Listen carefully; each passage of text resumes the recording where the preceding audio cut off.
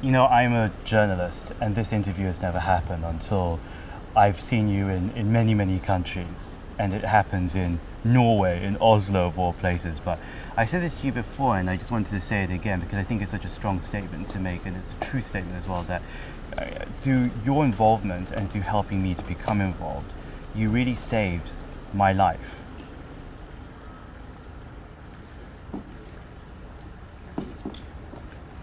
That's the greatest compliment I can receive from anybody, and certainly from you. And but I'm not speechless.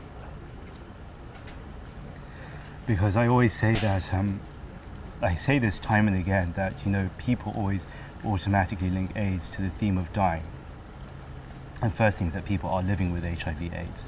And for me personally, it saved me because I didn't have a purpose, I felt. I felt that, you know, I was on TV and doing kind of a good job on that and everything, but where was it beyond all that? Where was it far beyond all that? And then you brought me to California last year with Hakan and Meta and introduced me to this international community of people who are so locked into HIV/AIDS. It wasn't a conference, it was a meeting of, we will become such great friends that 2031, the thing that you created, will live so far beyond even 2031, I am sure, whether it be that name or whether it be in the spirit of the people who took part in Google. And I said to you that day, and I say it again, without it, I think that, which was March 2008, I don't think I would be here. Yeah. But you know, I'm deeply convinced that AIDS is about life.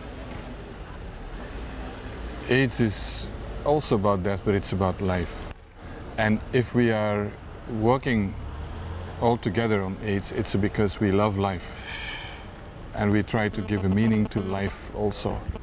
And what makes it so unique is that, like last night, we had this concert. We had all these people together from Norway. I had never met them. And immediately you feel connected to them. Just as we immediately felt connected here. There are 30 people, half of them have met each other before, half never. And yet 24 hours later we're already a family, a group. And that's what makes it so unique to work on AIDS. That's why you cannot be like, cannot be a 9-to-5 job, or you cannot do that on the side. It becomes part of your life. It's a way of life, isn't it? It's a way of life. It's not a job at all, is it? No, it's not a job, and it's all consuming. Either because the virus is inside you, or you live with it in another way. And in my life, it has been also overarching in terms of making me understand many things in life that I did not understand. In ways you could never predict, isn't it?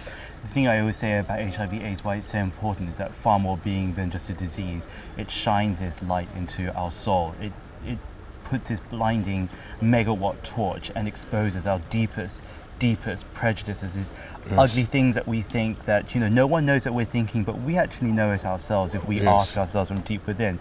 And I know that it was with civil rights back in the 1960s, it's, you know, with, you know, sexuality issues which continue to this day. And also with HIV/AIDS, it's just a new form of that, isn't it? It's about how we are as people, how we behave as people, that we just had to take hold of that responsibility and grip it, and to say that we're not living on our own in isolation or in detachment, you know, you and I, but we are living in one place, and therefore there are rules that go by that, heart rules, that you behave in a way that is just not acceptable sometimes, you know. As Mita was saying yesterday, it's just not acceptable to behave in the way sometimes that, you know, one behaves towards people living with HIV. It could be HIV, it could be cancer, it was TB in a previous generation.